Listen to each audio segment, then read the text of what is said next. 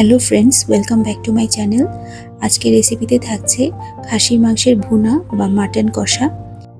এই একটি রেসিপি যা কিনা ভাত, রুটি, পরোটা কিংবা পোলাওয়ের সাথে সার্ভ করতে পারেন।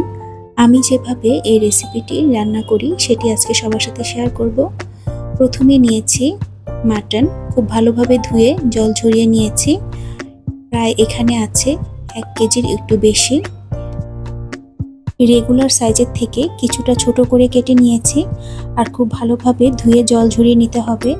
এর ফলে যখন আমি মশলা ম্যারিনেট করব মাংসের গায়ে তাতে খুব ভালোভাবে ঢুকবে। প্রথমে আমি প্রায় 2 টেবিল চামচের মতো জল ঝরানো টক দই নিয়ে নিলাম। এতে নিচ্ছি প্রায় 1.5 টেবিল চামচের মতো রসুন বাটা আর দিচ্ছি 1.5 টেবিল চামচের মতো আদা বাটা। এরপর দিয়ে দিব সামান্য পরিমাণ লবণ। লবণটা আমি পরেও আবার অ্যাড করব।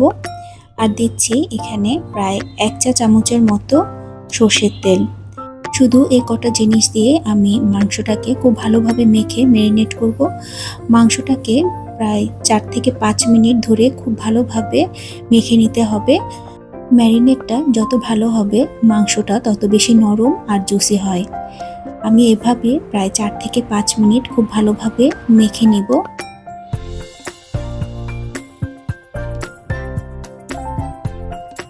এভাবে মাংসটাকে খুব ভালোভাবে মেখে আমি প্রায় 1 ঘন্টা ঢেকে ম্যারিনেট করে নিব।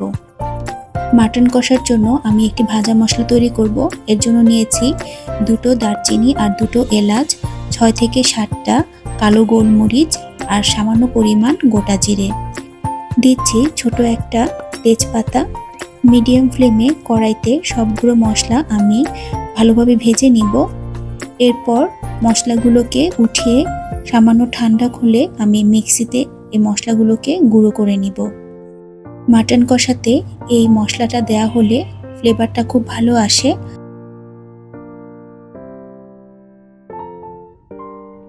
এখন একটি কড়াইতে কিছুটা সাদা তেল আর কিছুটা সর্ষের তেল গরম করে নিব।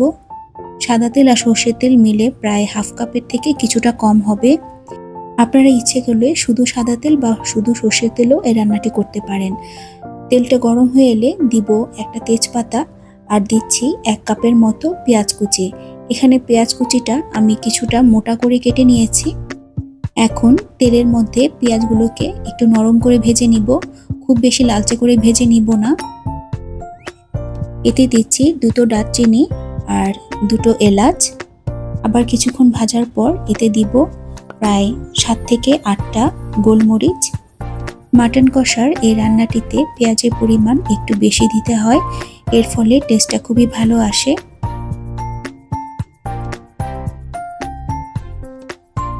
পেঁয়াজটা যখন হালকা নরম হয়ে আসবে তখন আমি ঘন্টাখানেক ম্যারিনেট করে রাখা মাটনগুলো দিয়ে দিব।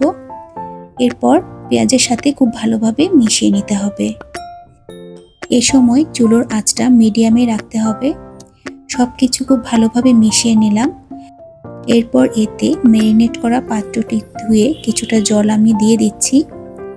এরপর একে একে দিব একটা টুকরো করে নেওয়া টমেটো, হাফ টিস্পুন হলুদের গুঁড়ো, 1 টিস্পুন লাল মরিচের গুঁড়ো, হাফ টিস্পুন জিরের গুঁড়ো আর হাফ টিস্পুন ধনের গুঁড়ো। সবকিছু খুব ভালোভাবে মিশিয়ে নিতে হবে। এতে আমি এখন আর কোনো মশলা দিচ্ছি না। সব মশলার সাথে মাংসগুলোকে ভালোভাবে নাড়িয়ে ঢেকে এখন কষাতে হবে। এই সময় চুলোর আঁচটা মিডিয়ামের থেকে কিছুটা কমিয়ে দিতে হবে। ফিরে আসছি প্রায় 10 থেকে 15 মিনিট পর।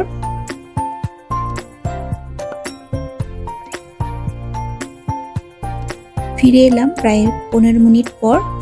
মাংস থেকে প্রচুর জল বের হয়েছে এবং এর জল দিয়েই মাংসটা প্রায় হাফ সিদ্ধ হয়ে আসবে। সেজন্য আমি কিছুক্ষণ বাদেই মাংসটাকে নাড়িয়ে দিব আর ঢেকে ঢেকে কষিয়ে নিব।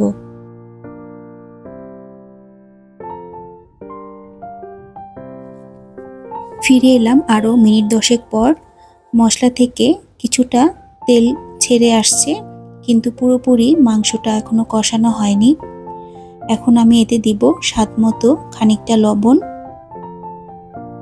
লবণটা দেওয়ার পর আমি আরও খানিকক্ষণ কষিয়ে নিব। তেলটা সম্পূর্ণ মাংসের উপরে উঠে আসা পর্যন্ত এভাবে কষিয়ে নিব। ভিডিওটি ভালো লাগলে অবশ্যই আমার চ্যানেলটিকে সাবস্ক্রাইব করে আমার পাশে থাকবেন, আর পাশে থাকা বেল বাটনটিকে অবশ্যই প্রেস করে দিবেন। লাইক, শেয়ার ও কমেন্টস করে আমার চ্যানেলটিকে সামনে এগিয়ে নিয়ে যেতে সাহায্য করবেন। এরই মাঝে মাংসটা খুব ভালোভাবে কষানো হয়ে গেছে। এখন আমি দিয়ে দিব গরম জল। অবশ্যই এখানে গরম জলটাই ব্যবহার করতে হবে, আর মাটন কষাতে খুব বেশি জল ব্যবহার করা হয় না। যতটুকু আপনাদের মাংস সিদ্ধ হতে জল দরকার অতটুকুই দিবেন। আমি এখানে প্রায় 1 কাপের মতো জল দিয়েছি, আর মাংস কষাতে কষাতেই হাফ সিদ্ধ হয়ে গেছে। ঝোলটা যখন ফুটে উঠবে তখন আমি দিয়ে দিব আস্ত কাঁচামরিচ আর স্বাদ মতো খানিকটা চিনি। যেহেতু এখানে টমেটো আর টক দই ব্যবহার করেছি, তাই স্বাদের ব্যালেন্সের জন্য চিনিটা অবশ্যই দিতে হবে। সবকিছু খুব ভালোভাবে নাড়িয়ে দিচ্ছি। এরপর এ পর্যায়ে দিব ভেজে রাখা সেই মশলা। এখান থেকে আমি প্রায় 1 চা চামচের মতো ভাজা মশলা দিয়ে দিচ্ছি। ভাজা মশলাটা দেওয়ার পর খুব ভালোভাবে নাড়িয়ে মিশিয়ে দিতে হবে। এরই মাঝে মাংস খুব ভালোভাবে সেদ্ধ হয়ে গেছে। এখন আর এতে তেমন কিছু যোগ করব না, শুধু ঝোলটাকে ফুটিয়ে কিছুটা কমিয়ে নিতে হবে। আমাদের মাটন কষা প্রায় হয়ে এসেছে, আর খুব সুন্দর একটা গন্ধ পাওয়া যাচ্ছে, আর কালারটাও খুবই সুন্দর এসেছে। এর থেকে বেশি আমি আর ঝোল শুকাবো না, কারণ ঠান্ডা হলে ঝোলটা অনেকটা টেনে আসবে। একদম শেষ পর্যায়ে দিব সামান্য পরিমাণ ঘি।